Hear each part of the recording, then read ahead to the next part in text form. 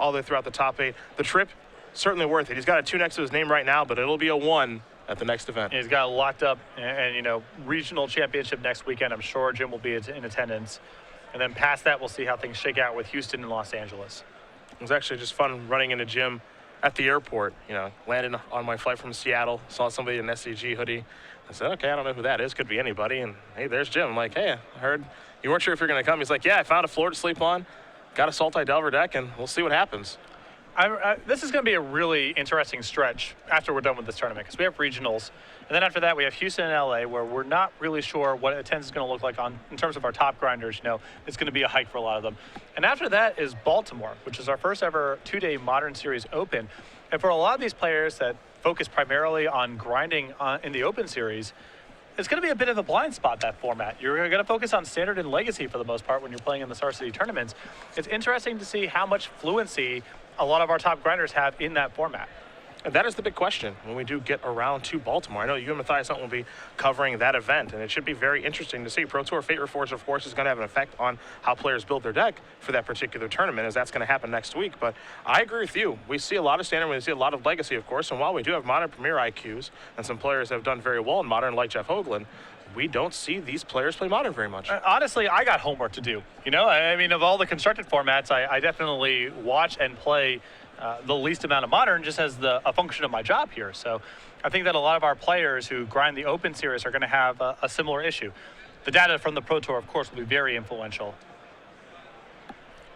3 Infect decks made 3 Infect decks made day 2, only 1 making top 8 here in the hands of Zachary Koch. Also had 3 Burn decks make day 2 as well. Yeah! With the 126 players. But L's, Death and Taxes, Storm, Miracles, and Sultai Delver, those are the big ones. So for you Legacy aficionados out there wondering what did well this weekend, you can, of course, head over to our coverage page where Nick Miller put the breakdown all together for you. So you can find out more about what did well here, and soon enough we'll know what's hoisting the trophy. And we have a lot of fun-ofs in day 2 as well. Oh, the fun-ofs list is great. We use the term fun-ofs to describe a one-of in a deck that is not necessarily a tutor target, just hanging out. And in a similar vein, we have a lot of those decks in day 2. Well, shortly here, our players will be underway. And again, when we do have results for you from our other matches, we'll let you know.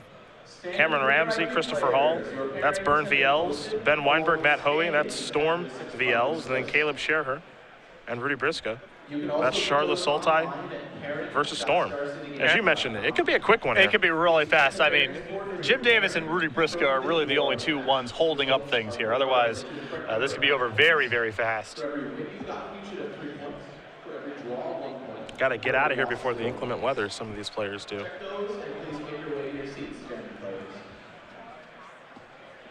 Been a fun tournament to watch so far, though. We've seen Dig Through Time work its way into the format. Tassiger as well. Apparently, 4X Monastery Mentor, a single win outside of the top 8.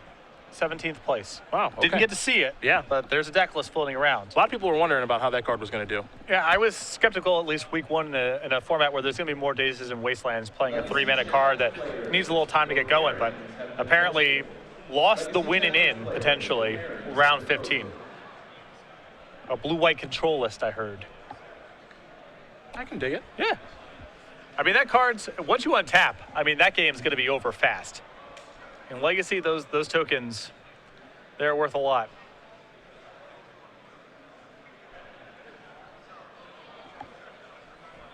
Let's see if Davis is able to find a hand that he likes here. Same thing can be said for Cook. Jim's deck looks, hand rather, looks heavy on mana and a little light on action, just a daze and no creature removal. This is the type of hand that looks fine, but can easily lose to Inkmoth Nexus. Yeah.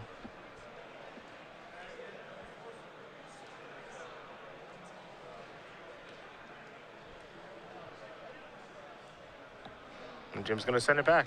That's a very aggressive mulligan. I like it from Jim in this matchup. The games can be over so fast that you're likely to, die with cards in your hand if you're on the Sultai Delver side of the table. It's not like the mirror match, which goes on for a really long time, and you have time to draw out of it, and you have some cheap ways to break serve. Here, if you aren't able to interact quickly, you're just going to lose.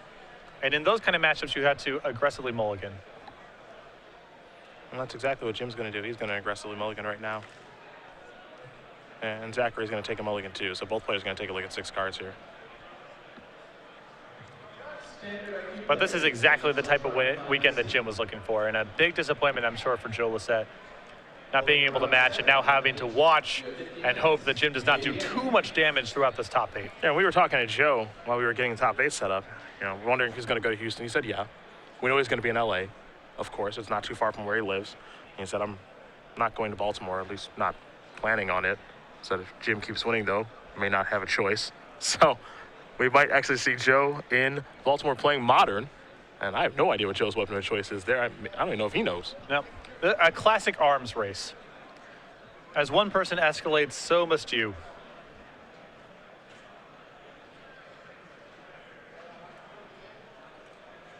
So 6 cards will be coming here for these players in just a moment. I'm surprised we have no updates from the rest of the top 8 yet. I would have assumed at least one game, possibly one match was already over. Yeah, it's a speedster, and at least it will be. Burn Elves, Storm Elves, Storm... Charlotte Sultai. Now, the Burn Elves matchup can actually settle it in a pretty long affair because the Burn player is often forced into a removal spell rule. But still, it's not a slow matchup. No, not even a Maybe little. It's 5 or 6 turns instead of 2 or 3, you know? But still.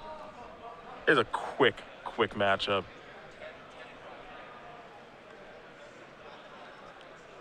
Jim likes what he has. Zachary does too. Our quarterfinals are underway here from Indianapolis. The Death by Shaman will kick things off. And a beautiful mulligan here for Jim, rewarded for how aggressive he was. Force of Will plus blue card plus Abrupt Decay. So much better than the seemingly okay opening 7 that he sent back.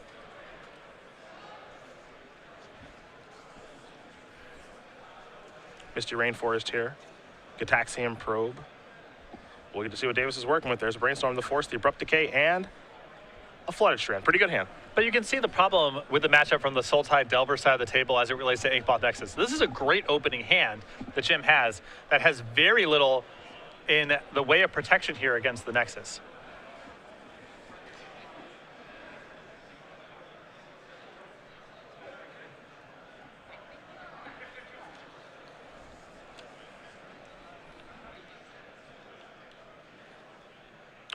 Koch just going to pass the turn back, over to Davis.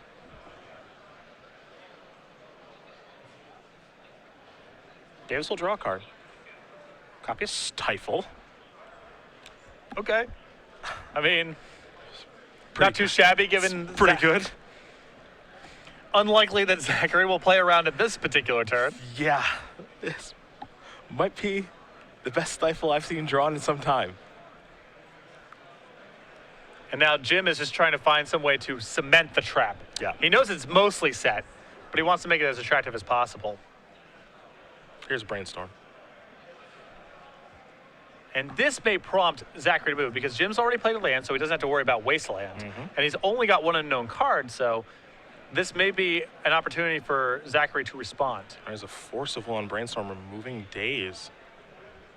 Aggressive use of Force of Will. Koch does not want that Brainstorm to resolve. I wonder if we'll see Jim fight over this. Well, it's tough to rationalize fighting over this when your blue card here is Stifle, and Zachary has a Misty Rainforest sitting in play. Yeah. And also what's happening with that Brainstorm if you fight back. You don't have much room to improve your hand because you're so low on resources. See if Jim wants to attack here. Can the hand Force of Will, Stifle, Abrupt Decay?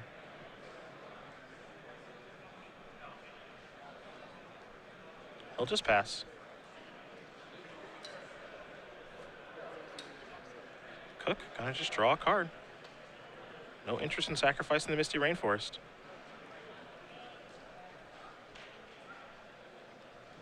Well, now he'll try. Now, part of the cost of sacrificing Misty Rainforest is to place it into the graveyard, which means that Jim can eat it with Deathrite Shaman and now cast a Stifle. Perfect. And now, Zachary with a hand of 2-mana creatures and a ways away from being able to get them into play. And Jim with Abrupt Decay all ready for the first one. And the only thing that Jim was really missing was a creature, and he just found one in Delver of Secrets. I was going to say that the draw that Jim's really looking for now is Tarmogoyf, but I'm sure Delver of Secrets will do just fine. Koch will draw a card. Become Immense. Just a bit expensive. Caleb Schur does win game number 1 very quickly over Rudy Brisca. Storm in the hands of our Season 4 Invitational top 8 competitor of last year when we were in Seattle. Up a game over Rudy Brisca, who has had a fantastic 2015, but he's in a tough matchup now. Well, that was a really important game for Caleb to get because Rudy gets to cut a lot of garbage out of his deck in the matchup and improve it significantly for games 2 and 3. Ben Weinberg with Storm up a game over Matthew Hoey playing Elves. So I want to talk about a fast top 8. A little Storm action here. No surprise there either. No, not at all. Delver Secret's going to come into the red zone. Scalding Tarn was the draw for Jim this turn. That's why the Delver didn't flip. And just pass the turn back against an opponent who has no permanents. And Gataxian Probe is a redraw into a permanent. So we will see Zachary cast that, go down to 12. Jim will show his hand of Force Will and Abrupt Decay. And Koch will draw a copy of Vines of the Vastwood. Perhaps it's time for Mr. Cook to start discarding. Looks like not just yet. We'll see. Nope, he's got a full 7, as Jim does. Activate Deathrite Shaman. Take a look at the top card. Not a spell. Is it a card he wants to draw? Because he can stop himself from doing that by sacrificing the Scalding Tarn. The old free Soldier of Fortune. Just hanging out, ready to go. Yes. There's an attack for 1. And don't feel too bad for Zachary getting that land stifled there either, because even with 1 land in play, he would not be able to mount much of a defense. Hey, he'd still be in some real trouble. There's another Delver Secrets. Jim going to turn up the heat now. Cook will draw. Wooded Foothills has arrived. But it's going to take another land for him really to get started. All he can do is pass the turn back. As the Delver flips, he just dies. Yep. Force of Will be removed from Deathrite Shaman. Cook down to 7. Delvers are flipping thanks to Disfigure, a card that is great in this matchup. 2 in the main deck for Jim and a big potential swing card here. Jim Davis going to win game number 1 here over Zachary Cook. Sultai Delver up a game here over Infect. As we are going to turn our attention to the sideboard, and we will start with Zachary's. We will see all of those one-ofs: a Cage and Needle, Seal of Primordium, Sylvan Library, a Crop Rotation, a Dispel, a Divert, a Flusterstorm, Force of Will, Crows and Grip, Nature's Claim, Submerge, Teferi's Response, Bojuka Bog, and Caracas. So I like the cheap counter spells here in Dispel, Divert, and Flusterstorm. I think the 1 Submerge is solid in this matchup. 1 Teferi's Response I like here a lot as well. That's probably the extent of the sideboarding. Other side here for Jim, he's got a Cage of his own as well as a Needle of his own. An Abrupt Decay, 2 Diverts, a Flusterstorm, a Force of Will, Murderous Cut, Surgical Extraction, Vendilion Click, Maelstrom Pulse, 2 March Casualties, and 2 Thoughtseizes. Cheap counter spells, cheap interaction with Thoughtseizes, the Murderous Cut, Force of Will, the Flusterstorm, and I think the copy of Abrupt Decay plus a copy of Pithy Needle. A lot of solid options. Who do you think things get better for here? I think Jim improves. I still think that the matchup is probably not favorable for him post-board overall, but game 1 is the real tough one for Jim. He gets a lot of good action in the post-board games. He's still very soft at Inkmoth Nexus. That's the fundamental problem in the matchup. And his sideboard doesn't really address that, but he does become much better against all the other elements of Zachary's deck. All right, well, these players are going to take a look at each other's deck lists, take a look at the sideboards here, as Jim's going to have to really take in the information of all of Zachary's one-ofs. While they do that, we will talk about our IQ program. Plenty of IQs available. That's the way that Jim was able to qualify for the Player Championship last year. He did well at Open Series events, but he played quite a few IQs. We've got IQs here in Open Series events, and you can have IQs at your local store. Yes, several tiers of IQs all the way up to the Premier IQs that we have here at the Open Series and that you can have as your local store. And as part of the prizes, on top of cash and Open Series points, you can see exclusive playmats, dice bags, pins, and SCG premium vouchers for people who are either attending the event or people who make the top 8. IQ is very important. Of course, we have our regular ones, our super ones, and the premier ones, as Patrick did mention, at our Open Series events today. A standard and a modern, where I know that Bobby Graves, a winner of a modern premier IQ already once this year with Just Guy Ascendancy, is looking to do it again, though this time his Just Guy Ascendancy deck has Bloom Tender and Gifts Ungiven. He said he's dabbling this weekend just a little bit. For the old Gristle Bee. Correct. Powerful card, yes. Yep. So you said that the way that Bloom Tender and Just Guy Ascendancy work: tap for 4 mana, cast Gifts Ungiven, untap. Thank you very much. get Gristlebrand and Unburial Rights. Tap 4 mana. That's convenient.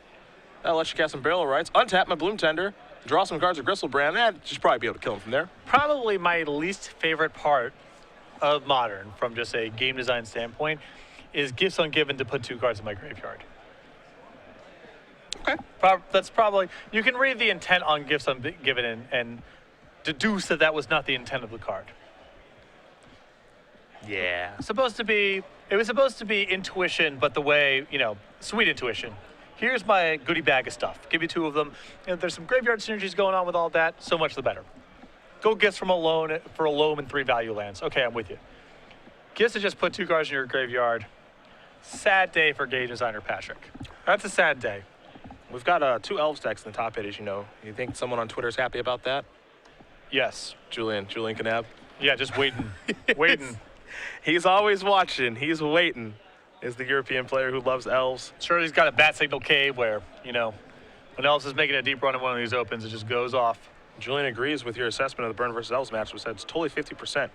Slight edge to Elves, if at all. Lavamancer is so slow. Natural Order is great. Natural Order is great games 2 and 3. Sure. Because you have Progenitus. Game 1, it's not. If the Burn player is playing back against you, it's not that good. And Eidolon, I think, is helpful for Burn in the matchup as well.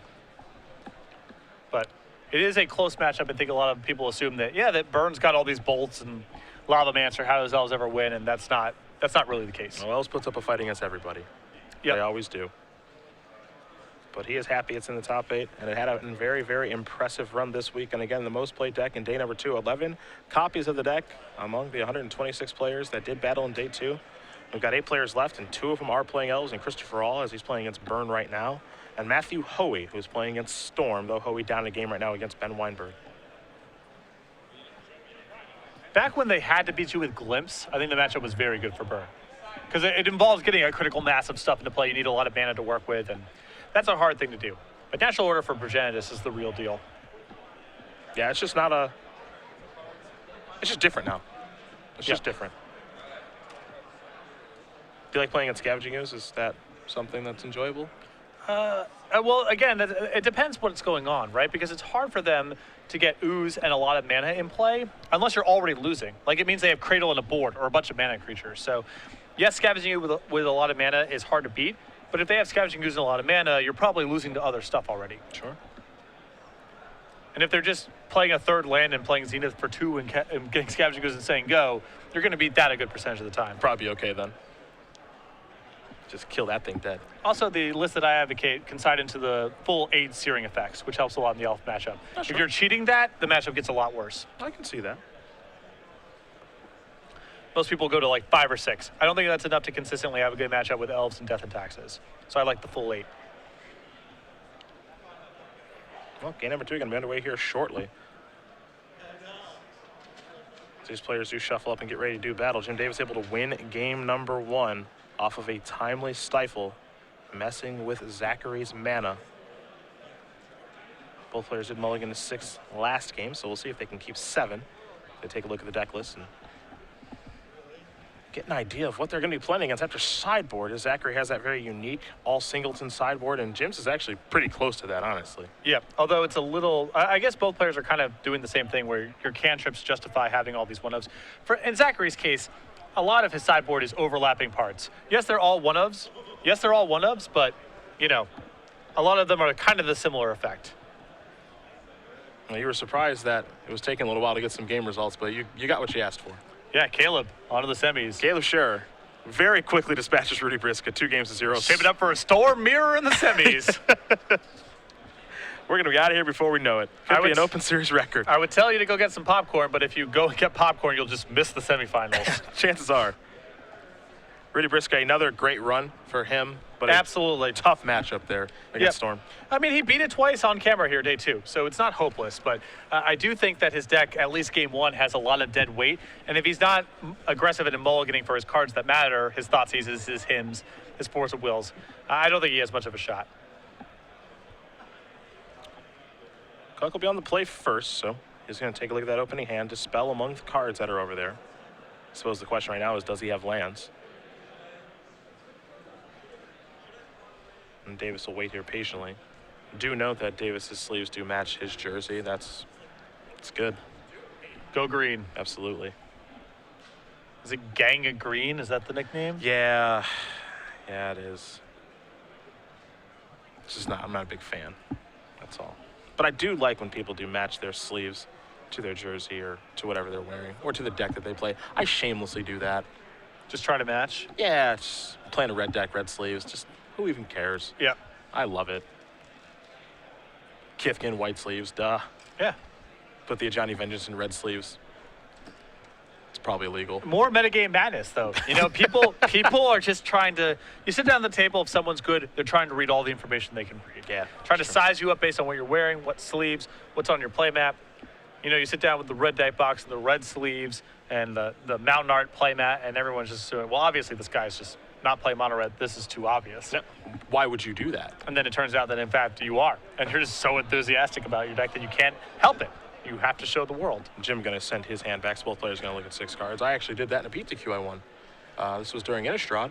I would sit down at the table, get my deck out, and just put my Bloodline Keeper and my Delver Secrets onto the table. I had a Boros sleeves and a Boros pin on my hat at the Pro Tour when I was playing Boros. Boom. Not even trying. Yeah, who even cares? Who even cares? No one actually believed that I had a Bloodline Keeper until I cast it. And they were like, why would you show it? And I don't care. What are you going to do, beat this thing? Right. No, you're not. This thing's unbeatable. It is. So here it is. I'm helping you. You should be thanking me. By not believing me, you're indirectly calling me a liar.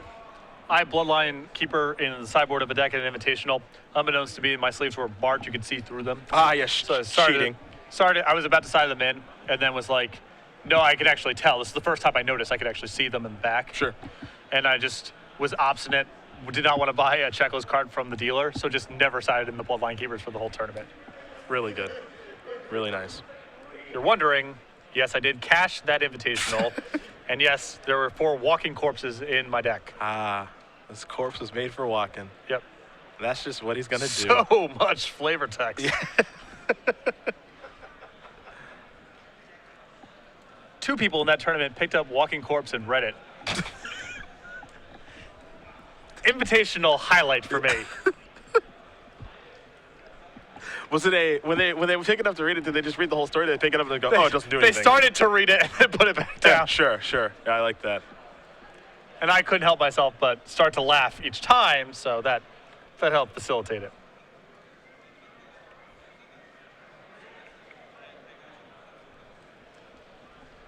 And Zachary doesn't like his hand, and Jim doesn't either. So these players are going to play with very small hands this game. This is good for Jim, though. He's a critical mass. Zachary's rather is a critical mass stack. He needs to assemble a bunch of different moving parts. Jim's cards just sort of work on their own. So a 5-card hand for both players is by no means a lock for Jim, but it's definitely better for Jim than for Zachary. Yeah, there he is. Is it hopeless?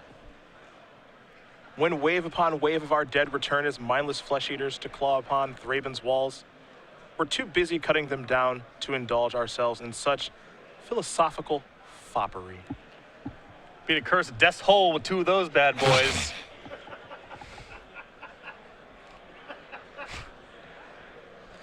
Oh, They just don't stop. Yeah, that's really good. It's like The Walking Dead. There's just a bunch of zombies. You just can't stop them all. Yep. That's beat a curse of Death's Hold. Really good. Just kept trucking in. Your opponent must have been beside themselves that they were losing to this. Curse of Death's Hold, Gut Shot, Augur Bolus. It was an anti-1 toughness metagame, and I sniffed it out. That's what I like about you. You're not above playing what you feel is right. No, I am above nothing. Yeah. If Walking Corpse is right for the metagame, gonna play it. Don't care. I should have played more Cemetery Reapers. That was the big mistake. Because when they're if 2/2s are good, well, I mean when they're 3/3s, I don't even know what you're supposed to do. How can they even win? Yeah, that's not super clear how they win. Zachary gonna keep his 5-card hand, excuse me. Among that hand, a Teferi's Response. And a Wasteland in gyms, so you know that's gonna happen. Might happen right now. We'll see. There's Noble Hierarch. Well, now it won't because Jim's probably not going to Wasteland against a Noble Hierarch, but he will try to tag the Nexus. Big mistake. And will Jim play around one copy of Teferi's Response? That's why one-ofs are so powerful. We'll see. Wasteland the draw. Oof. It's a one-of, too. If I'm Zachary, I want to set the trap. Ah, yes. There is Ink Moth.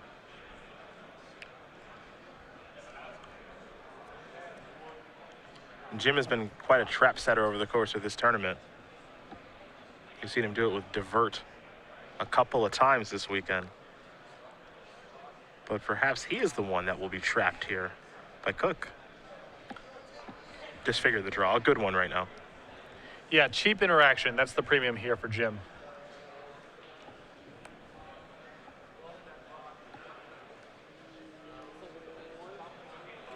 And being able to stagger it over several turns, using his mana efficiently to interact turn after turn.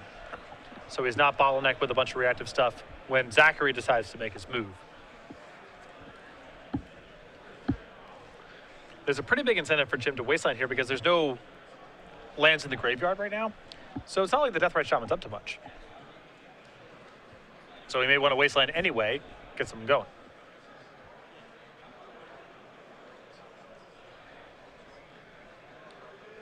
There's the wasteland.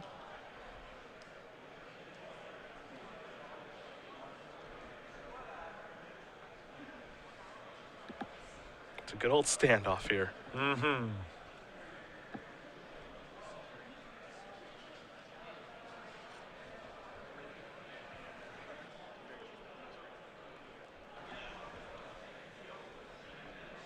And it's going to be on the upkeep. Going after the Ink Moth next. Oh, are you targeting my land with an activated ability, a spell or a permanent? Teferi doesn't like that. Not one bit.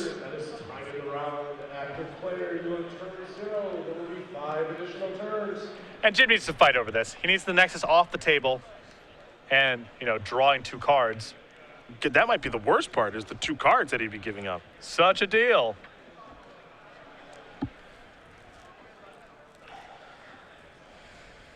Noah Cohen, the first victim. Jim Davis, potentially the second. Mm-hmm.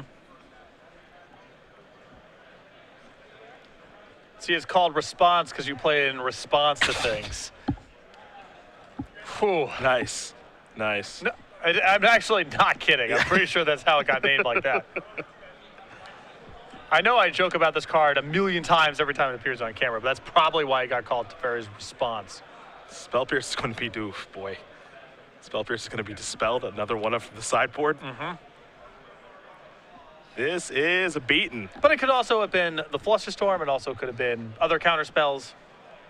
Well, this is true. Blighted Agent, Ink Moth Nexus are the draws. This is before Zachary even draws for his turn. Yeah, Jim doing that in Zachary's upkeep there. Yep.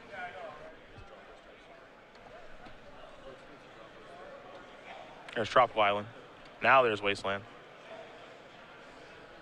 And now Jim has been set back to the Stone Age. Rough turn there for Jim. And who's the land destruction deck now? I guess both the decks are. Doesn't seem that way. Teferi's Response powerful in the Stone Rain Mirror match. Very true. Very true. Leave my lands alone. Jim does have this disfigure here, and I imagine he'd like to disfigure this Noble Hierarch, but there's also an Ink Moth Nexus on the table. So what do you target with this disfigure? Do you even use it at all? Looks like he's going to. Get the Hierarch off the table, or at least try. And this is pretty rough for Jim, this whole sequence, because he could have disfigured the Hierarch last turn. But are you playing around the one Teferi's Response and one of the counter spells? That was the cost that Jim paid. The disfigure is so good against the Nexus in case something goes wrong with your play, but the way that Jim sequenced everything caught the bad end of it.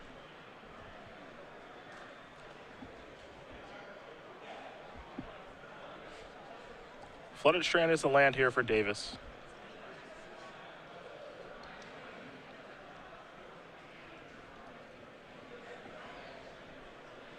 And there goes the Strand.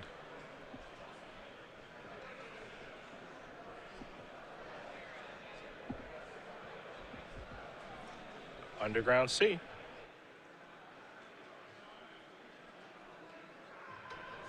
Attention Magic players, early altars will be taxable. Now, in a mulligan to 5 game from both sides of the table, the person who resolves it to Teferi's response has a pretty big edge. Yeah, 2 more cards is quite a few. There's Deathrite Shaman. And Deathrite Shaman can make up things a little bit here, slowly building an advantage of cards, but Zachary is playing an unconventional game here with Infect as opposed to dealing regular damage, so he's able to close the game pretty quickly as Tropical Island's the draw.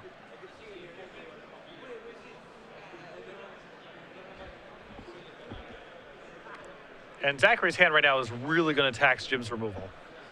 I mean, he's got to be able to kill this Blighted Agent, plus handle the 2 copies of the Nexus. It's asking a lot. And no copies of Golgari Charm in Jim's sideboard, which is one of the more common cards you see in this scenario, to allow the Sultai deck to protect itself.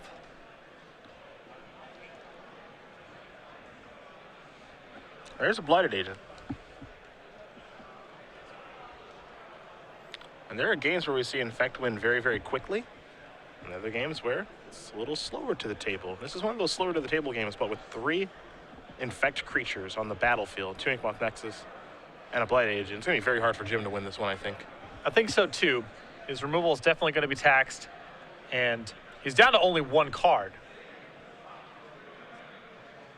And I suppose now 0.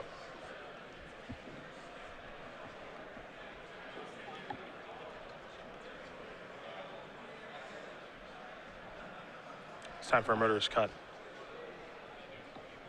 That'll take care of the Blighted Agent. And Davis will draw.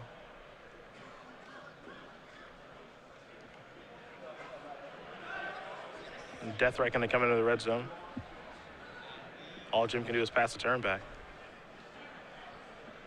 Cook with another land, but it's a good one in Inkmoth Nexus. You can see his hand, 2 Tropical Islands and a 3rd Inkmoth.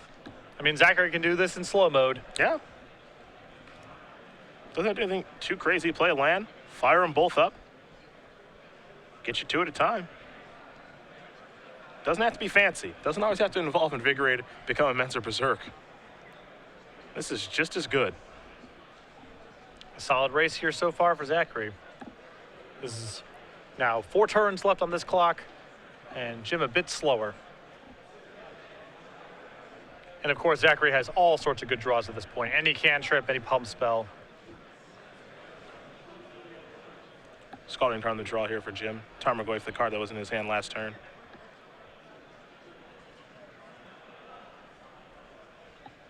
He'll sacrifice the turn. Go down to 18. Life total doesn't matter all that much. There's Tropical. Tarmogoyf is not a shabby draw here for Jim, which I believe is what he picked up here. Speeds up the clock quite a bit, and as long as Zachary is just hitting for 2 a turn, Tarmogoyf should be enough to swing the race. Interstate 70 West is currently open, though there are many incidents on the road. I do not expect. There is Tarmogoyf. Also, Interstate 70 East. Currently, announcement on the loudspeaker about all the freeways shutting down. So, you and I, just like last year, maybe settling in. Settling in to get as much Noodles and Company as we can handle. Assuming that it's not shut down. Correct. Quick update for you guys here. Ben Weinberg does win his match 2-0 with Storm, defeating Matthew Hoey playing Elves. Hoey will have to stay here for the evening since he can't drive back to Chicago. Yep. Here come 2 copies of Inkmoth Nexus. And Zachary with a land drawn this turn, he's still drawing very live. Invigorate and, most of his cranium chips are going to help him out here quite a bit, but he's got to find it soon because the race on the board has swung back into Jim's favor.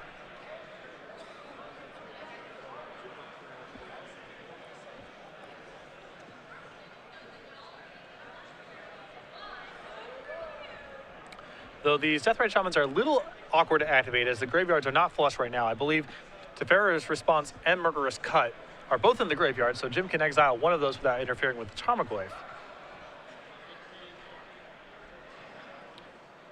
But he would like a little bit more food. Yeah, for sure.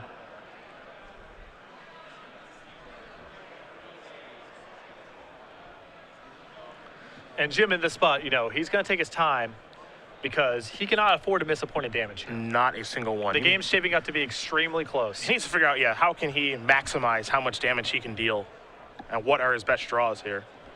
He also can't really play around anything.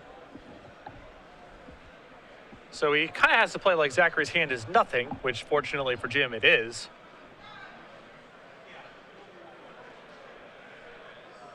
Just an attack for 4 with the Death Right hanging back. Pendelhaven the draw. That matters quite a bit. Yeah, it does not matter for this turn because it's no different than just activating 3 copies of 8th Bond Nexus, but the following turn it's another point of damage. So this turn he goes to 6. He goes up to 7 rather, yeah. yeah. So it doesn't actually influence the clock Yeah. as things currently stand. But it does mean that if Jim's able to kill one of them, he's fine. Yeah, and I think that's what matters the most is that if Jim were to draw some sort of removal spell here, that would buy him a full turn. Yet a full turn might be good enough to win the game. Right. Given the race that these guys are in. And Pendelhaven has blown that up. An unlikely card to get it done.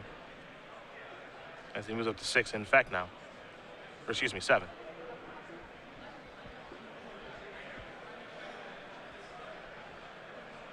Deathrite Shaman gonna go active. Jim gonna remove something. Koch down to 9. Attention modern PIQ players, your standings and Davis will draw. for this Copy of Brainstorm. Brainstorm's a pretty big draw here. Gives Jim a lot of looks at some stuff. Also puts another instant in the graveyard for a Deathrite Shaman activation.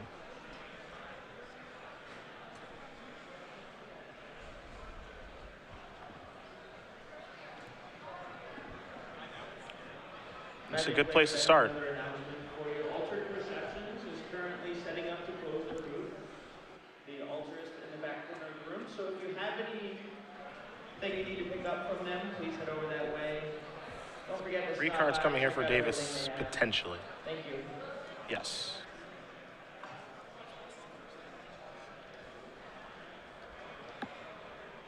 It's a Daze, a Delver, and a Brainstorm. No real help there. Yep. Gets one more look with the Brainstorm, but at this point with the Pendelhaven in Zachary's hand, I do not think Jim can escape. Yeah, Jim doesn't know about that Pendelhaven, but I think he'll find out next turn. He's going to put the Delver and the Underground Sea back.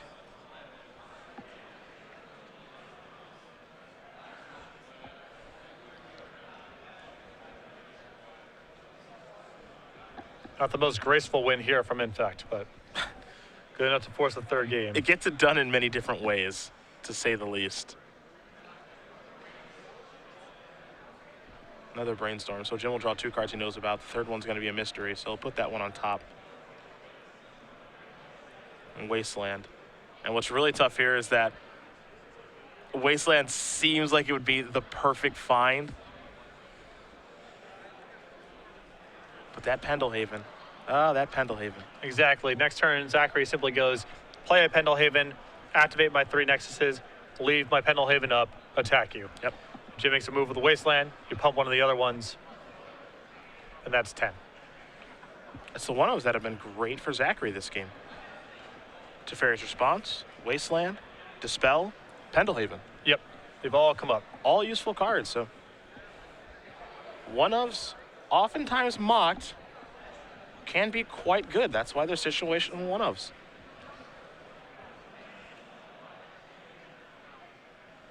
Here comes Tarmogoyf.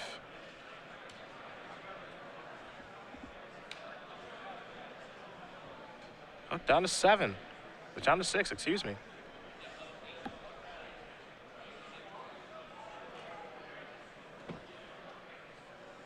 Jim very methodical in his ways. Yeah, just trying to make sure he doesn't miss anything here. I mean, he's setting this up where he doesn't even need Tarmogoyf to connect in combat next turn to win. You can activate Deathrite Shaman 3 times.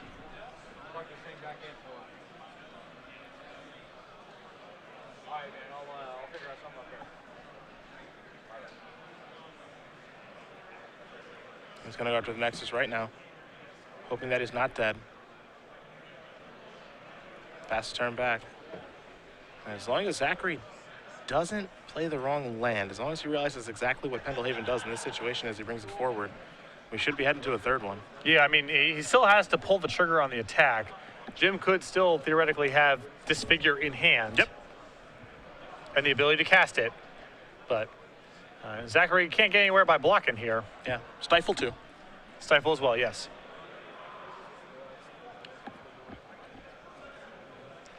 He's going to make Zachary do it. Well, no point in conceding. No. I'll tell you that much. But Zachary has to do it because he's not surviving through next turn. Yep. So But he might be second guessing himself now a little too. well, in spots like this, you want to see, is there some way that I can play the game so I don't lose to Stifle or Disfigure? Quick update for you guys here. Elves in the hands of Christopher Hall does take care of Cameron Ramsey playing Burn.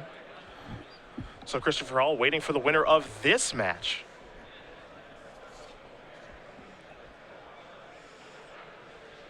Three of our quarterfinal matches done.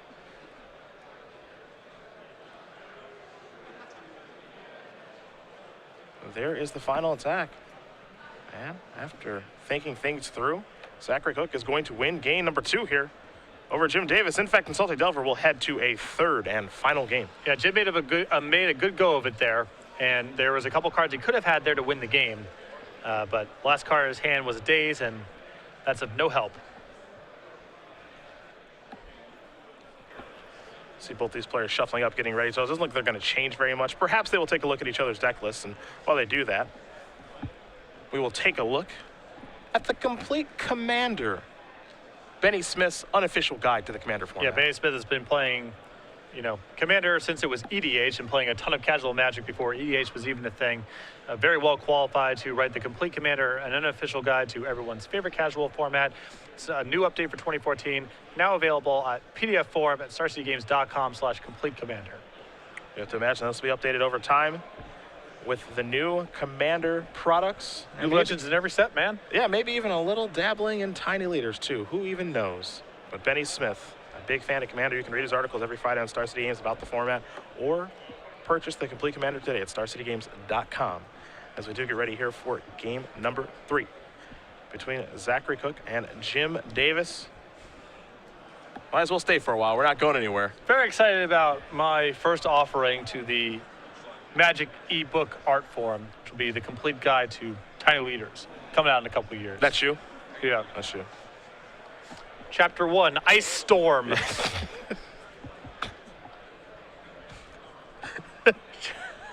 Chapter 2, Stone Rain. Nice. Very nice. Very nice. It sounds like a lot of fun to play against. Yes. I'll have Teferi's response in my deck. Yeah, it's just for you. really good in this metagame. Just for you. Sounds like a really just. You put a lot of time in this book and deck building. Yep. It sounds like. It's going to be thorough. How many chapters are we thinking? Whew, I don't know, probably. I'm guessing 30. I'm guessing there's 30 reasonable Stone Rains. Okay. A chapter on each of them. Pros and cons, You'll have to break down your tiny leader as well. Zozu the Punisher. Yeah. Some other options out there. And you're taking a land destruction approach to things. I can certainly get behind that. Yeah. Probably not great overall in a format where you're not allowed to play with expensive stuff. No, I don't think so. But you do you, man. Yeah. That's part of the charm to the format. I'm sure the actual best thing to be doing is some control deck with Ratchet Bomb and Powder Keg and Engineered Explosives. Oh, maybe that's chapter 4. Yeah. Sinkhole, chapter 4. Yeah. Land destruction is a lost art. Yeah. Lost and good riddance. Yeah, I miss it. The frustration on a player's face when they can't cast their spells. I cherish it. Discarding the guard, they just spent $25 on it from the dealer booth. Yes. The last Planeswalker or Dragon, whatever they needed for their deck. When they play an Orzhov Basilica and I demolish it. Ugh. Yep. That's the stuff dreams are made of. I miss it. And no, before you ask, I don't want to be on the receiving end of it. It's not about that. What's it about then? Making sure that they are furious with me at the end of the match when I attack with a Magnovore for 17. A Magnivore, at least you're quickly giving them the sweet release of death. Way worse is to do it with Recurring Hammer or Boggerton while they have nothing in play. Because you know why? They got to play that out. because you're not killing him for, I don't know, 8, 9 turns. Yeah, if that. I mean, you needed the 8th mana in play before it really gets going. The 8th mana, and they have 0. And you're complaining because you haven't drawn land number 8 yet. You're so lucky I only have 7 lands. God, just do another Stone Rain. You don't even have any lands in play. That's my kind of magic, baby. Memories. That's right. I spend hours every week playing decks like that, playing with and against decks like that. Could not have been happier. Let me find out that Thoughts of Ruin is good in Modern with the new changes. Oh, Yeah. I'm quitting this gig, and I'm going over there. oh yeah. I'm going to kill everyone's lands. Now we're cooking with gas. Yep. I know what I'm all about. Boom. There have been some real doozies. Epicenter, Epicenter is doozy is a complete trash, actually, Yeah. but a card I liked a lot when it came out. Epicenter. Yeah. Numerous sweet, attractive rares in Odyssey.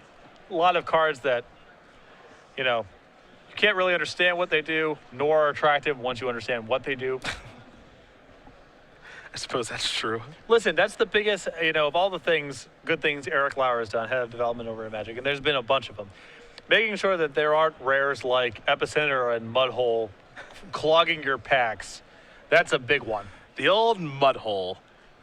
You know why people used to not open packs when you received them as prizes? Part of it was because side drafting with your buddies, that was a bigger deal. Sure. But also because why would you bother opening the packs? The rares are all pathetic. You can have your chance in a mud hole. Who are you? Oh, cool, another 5 mana 3/3 with a power that's not good. That's great. Go buy another one, I guess. You're talking about C-Snid, baby. Yeah, lots of snids in the rare slots. Lots of gray ogres. Many a player has made quite a living attacking with C-Snid. Yep. It's not really a rare I want one booster pack. Jim will be on the play here for game number 3. Taking a tropical island, among other things. Delver Secret's there, too. Murderous Cut, Divert. Looks like a really good hand. Yeah. The question here is, does he have the necessary lands to play? We see the Trop. Looks like he's got a Delta in the back and a Wasteland. So, hand seems okay. Yeah, this seems like a solid opening hand. He's got the clock. He's got a little bit of permission. He's got a Wasteland to mess with things, too.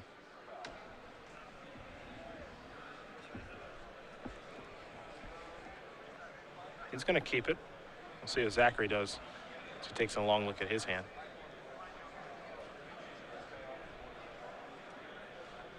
Wow, welcome change. Both players are going to keep 7 cards. Okay. Tropical into Delver. Jim happily passing the turn back. Gataxian Probe the draw. Not a bad one to start things off here for Koch. Wooded Foothills is the first land.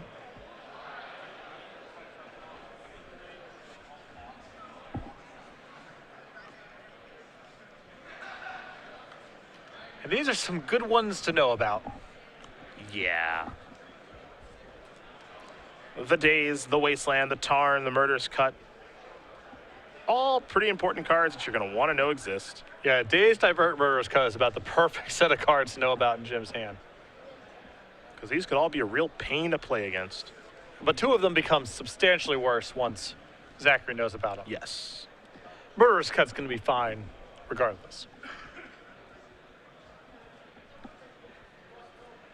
So Zachary's going to record all this information. He'll take his card, Tropical Island. And we'll see what's next here.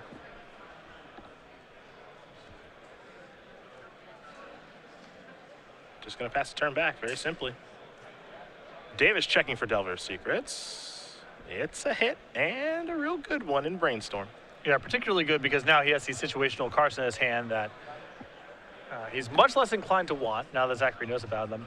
And there's so much misinformation that goes on now because if Jim brainstorms and shuffles, Zachary has no idea if he's kept Divert or Daze. It's a lot of guessing. It undoes most of the damage done by the Gataxian Probe. There's an attack for 3. And the probe, as good as it is, giving information, it's also shaved an entire turn off the clock. There is Deathrite Shaman.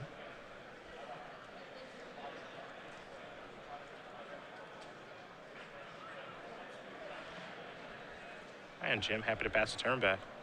Would a foothills be sacrificed here by Zachary? He'll go down to 14. We'll see him dig a land out of his deck.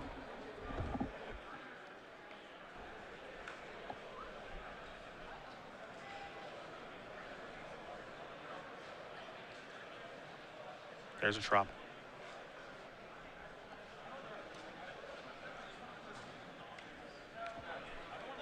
Excuse me, not Murderous Cup, but Deathrite Shaman in Jim's hand, meaning that he is going to really struggle to interact here, even against some of the creatures, setting aside the Nexus.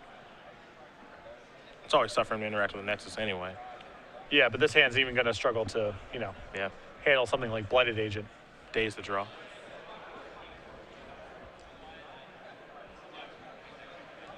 There is the Nexus. Noble Hierarch.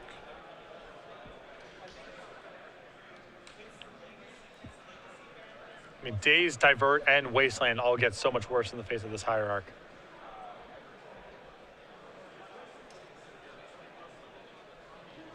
For Jim, your big plan here is just to pick up the pace and try to get this game over with as fast as you can. Yeah, no desire to mess around here. Really let it interaction. The Brainstorm might change that, but yes, the faster that Jim can get this game over with, the better. Dark Confidant to draw.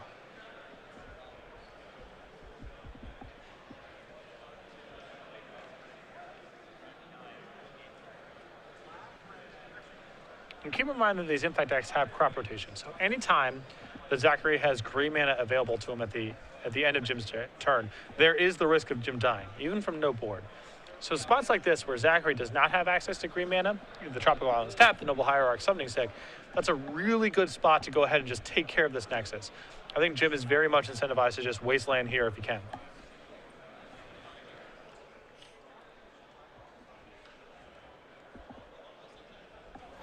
Wasteland's going to go after the Nexus. Yeah, do not get too fancy here. Not against Teferi's response, bind to the Basswood, and so on. Just knock it out when you can.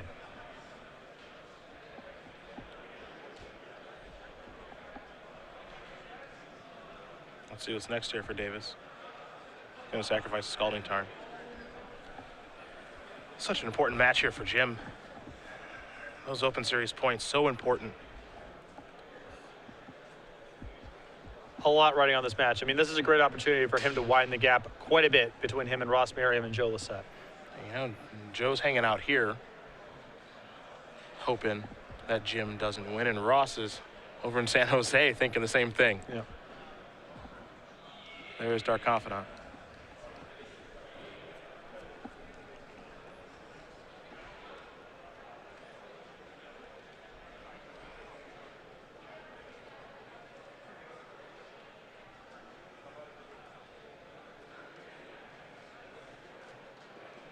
Here come the creatures in Deathrite Shaman and Insectile Aberration. Koch is going to go down to 10, pass the turn back. So Jim's got a great start to this game. Yep. He really does. Got a fast clock here. Zachary's got nothing really going on. It's not to say that Zachary can't win this game. It only takes one turn for Infect to win. Exactly. That's the problem here from Jim's side, and why you would really like to find a piece of removal or something. Given Zachary's mana constraints, it's possible that Daze and Divert will represent meaningful disruption when it's all said and done. Here's Brainstorm. That's going to resolve. So a Trop, a Glistener Elf, and an Inkmoth Nexus. The one thing to note, just really no pump spells or anything going on over there. Yeah, a lot of lands in Zachary's hand.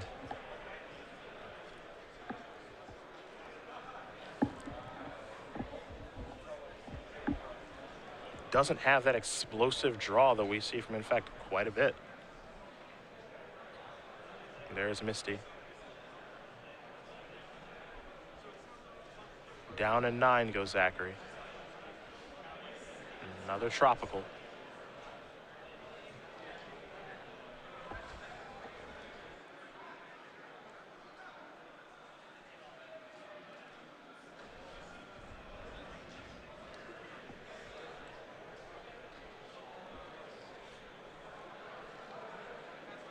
There's a Glistener Elf. Able to leave Noble Hierarch back in case it needs to do something like jump blocking.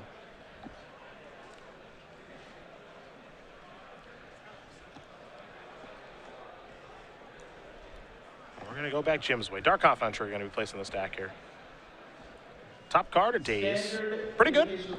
Again, more light disruption, but a lot of light disruption adds up into some solid disruption. The Abrupt Decay, really good. Big draw.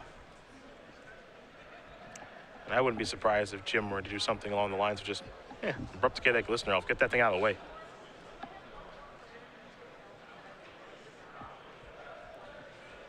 Looks like Jim has a question, a ruling here. It wouldn't surprise me if this is based around Vines of the Vastwood. And divert. Yep. I think this has got to be a divert question.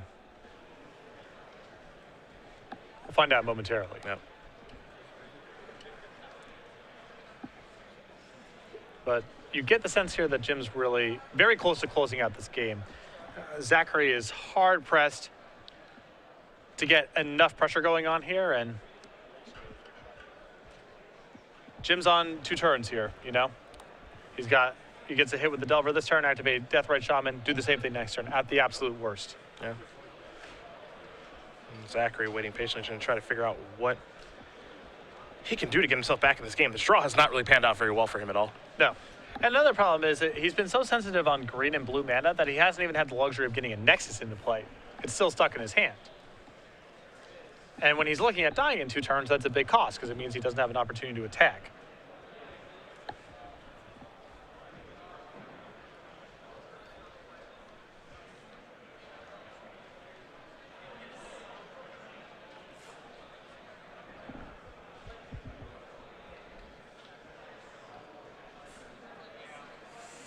There's Decay.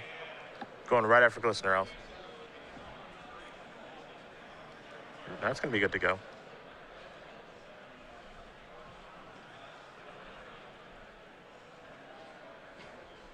Just think Jim's in a really good spot, it seems. Yep. And with 2 days at hand, he can actually afford to be pretty aggressive here in his attacks. Can even get in with the Deathrite Shaman and still be able to interact.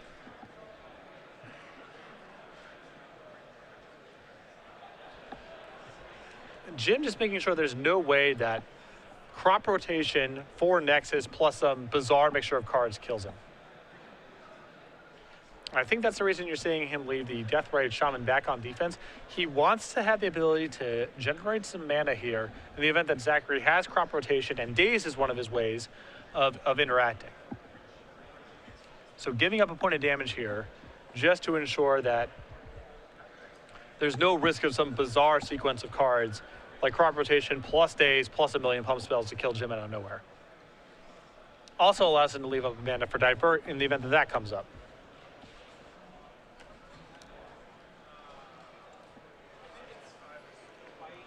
See if Zachary has any interest in blocking here. And chump blocking just doesn't seem like an avenue to victory. Yeah. You know?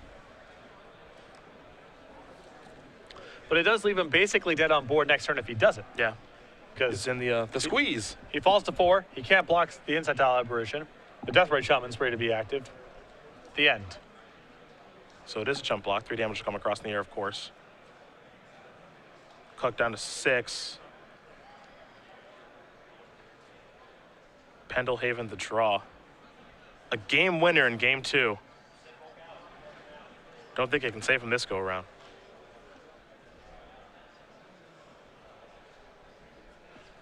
Yeah, now Zachary's in a spot where the attacks are for lethal.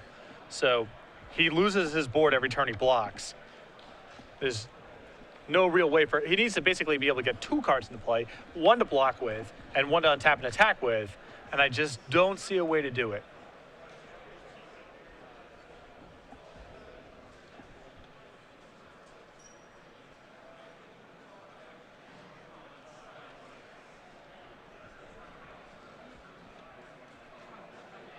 Because once he starts just blocking every turn, It's not a winning he strategy. has no way to get back into it. Yeah. There's Ink Moth. I think he's kind of coming to that realization too right now.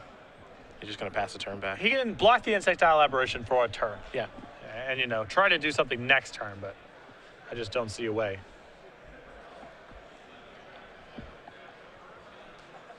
Delver Secrets the revealed Dark Confidant. So Jim will take 1. Then he'll draw a card. It's a pithing needle. So that's not so bad either. Yep.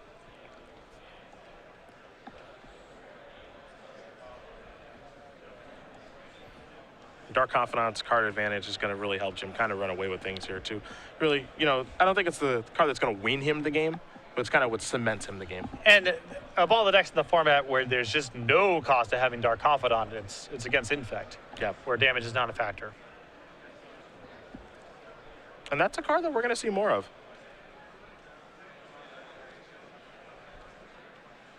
Yep, far fewer fork bolts. Far fewer easy ways of card advantage. Yeah. Black is back in a big way. Yep.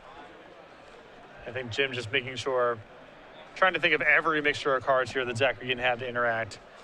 He's in such a commanding position that you just don't want anything stupid happening.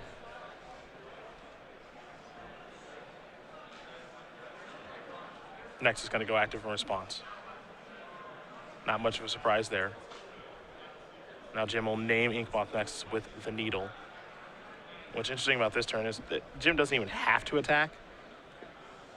He's going to. Because if either one of these creatures connects, then Zachary has to get the Deathrite Shaman off of the table. Yep. Now even blocking is not an option.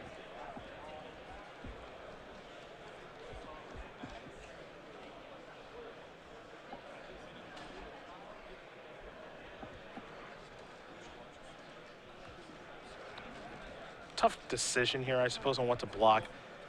Because there is, of course, probably a string of cards that Zachary can draw to get himself back into this game. I think it certainly exists. Looks like he's going to chump block the Delver. Now that he's got to get the needle off the table, though, it's hard to imagine what that sequence is. Yeah.